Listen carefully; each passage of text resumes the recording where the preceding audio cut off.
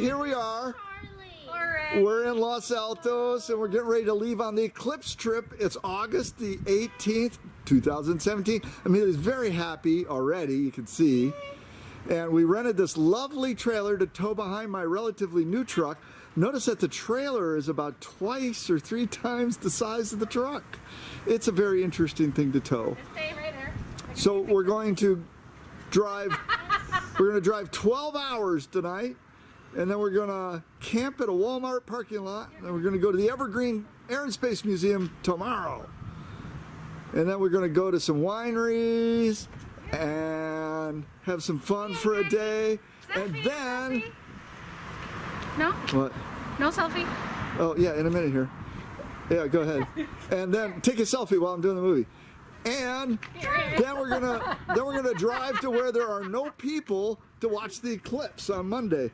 And rumor has it that Safeway and the restaurants are running out of food already up in the area. There's so many people going through. 3-hour line for food. But we got all our food, all our water, all our survival gear right in this lovely home on wheels. We're going for 4. Do we have food for 4 days? We got enough for a week. At school week and on a Monday, half. they're only going to get to see 70% of the eclipse. That's right. And you're going to see 100. And apparently there's like a corona thingy. Yeah, you're going to see the corona and the diamond, all that cool stuff. Okay. Oh, the glasses. Did we what? give one for Rosie? No. Oh, okay, Rosie. Okay, well, we're going to say goodbye now and hit the road. Wait, do we have the glasses though? I don't know. Mom had the glasses. Okay, stop. We have the August the 19th. We drove through the night till about 2 o'clock in the morning. I couldn't drive anymore. We pulled into a rest stop in Oregon. Heavy traffic in the Bay Area prevented us from getting all the way here the same day. So we slept for a few hours at the rest stop, and then we hit the road again this morning. And we almost got here in time, but we didn't have quite enough gas in the truck. We had to stop and fuel up a little bit. But now we're here at the Evergreen Air and Space Museum in McMinnville, or however you pronounce it. And this place was created by the gentleman who owned Evergreen Industries, which included Evergreen cargo transportation. They got a couple 747s out front. This is an absolutely lovely museum in all places in the middle of Oregon. And we are headed over to the aviation wing. There are 2 buildings here. In the middle is the theater, lovely, lovely IMAX theater. And over here is the space part of the museum. And coming back over here, and this is the air part of the museum. We see a C-47 sitting out front. This in D-Day invasion stripes, and this would have been used to deliver paratroopers into Europe, actually from England over to France, to begin to push the Germans back home where they belonged. And this is probably one of the most beautiful, well set up, well kept museums I've ever seen. Of any type, and probably one of the most fabulous aviation museums ever. And we're about to go in the building that has Howard Hughes's Hercules H-1 is the correct name, and its common name is the Spruce Goose.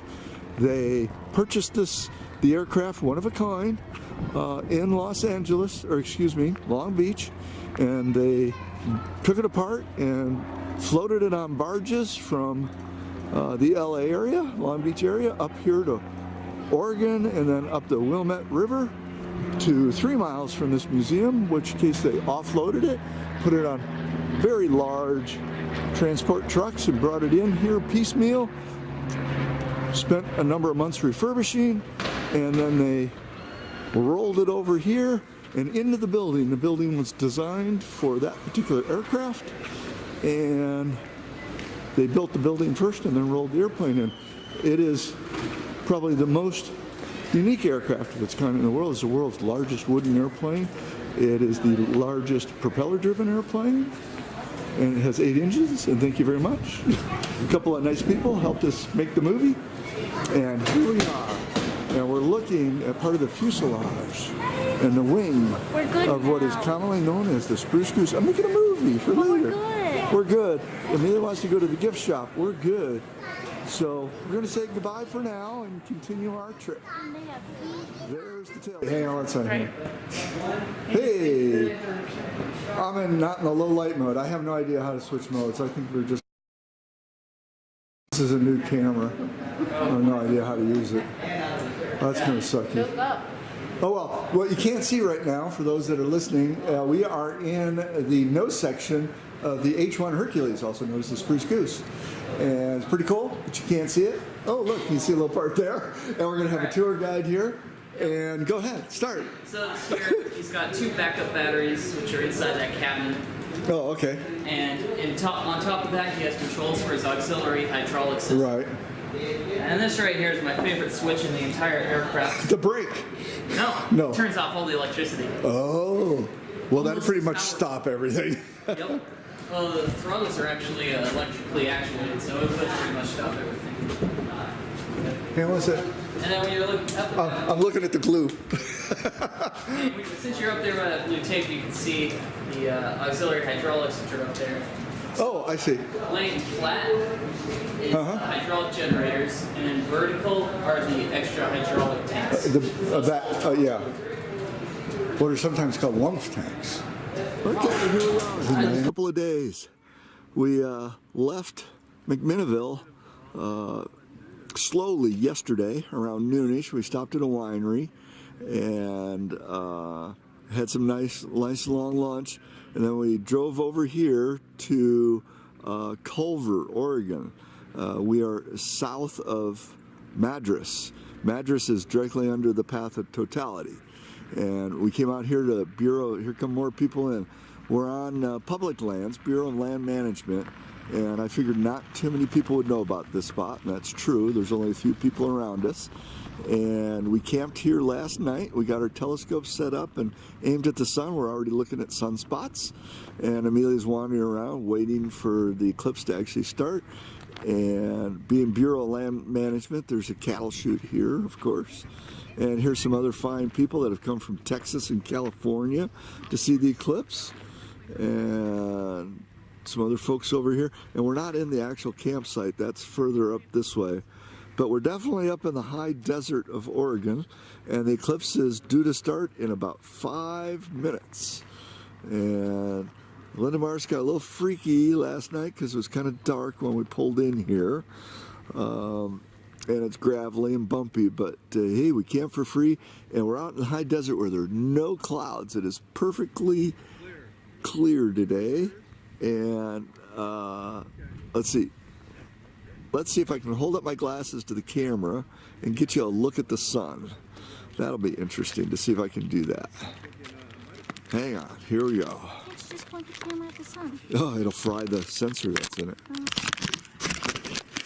Okay, so there we're completely blacked out. If I did my camera at the sun, it would fry? Now, yeah. Okay, there's the sun's up there somewhere. I don't know if I'm pointed at it, but there we go. And we're back to regular view now. Yeah, you could fry your little camera. Yeah, put your glasses over it and then shoot a picture. It's like a bright dot. Yeah, that's all you're going to get is a bright dot. Anyway, so Linda Mar's making tea and some stuff for herself. We just had a little fruit for breakfast, and we're ready to go. And we're going to bring you back a little bit later to watch when we get close to totality. Okay, here we are. What time is it, Amelia? 9:48. It's 9:48, and the light level's beginning to drop off a little.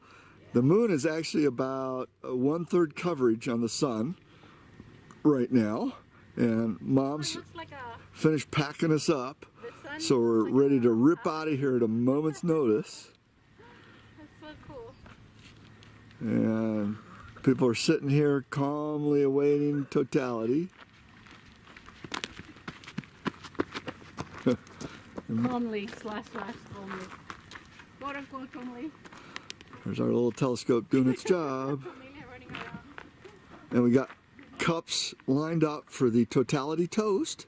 We're going to have a little Pinot Gris for the totality toast. And we'll be back to you in a little bit.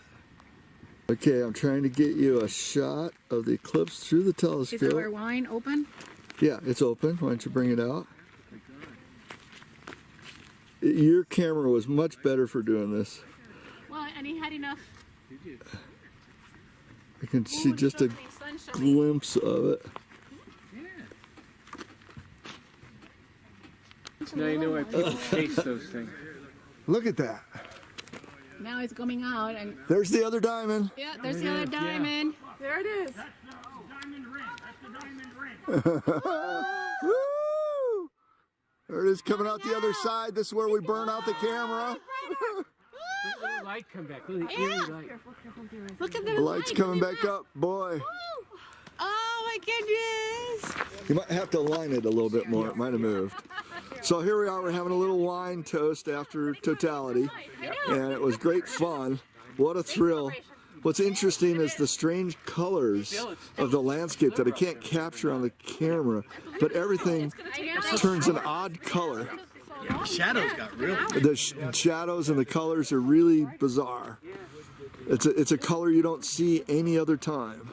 Thank you for your hospitality. Oh, you're welcome. Nice people from Texas. And it's essentially over. It's still up there, and it's going away. It's right up at the edge there, but and we're gonna say goodbye for now. Say goodbye, Mom. Okay.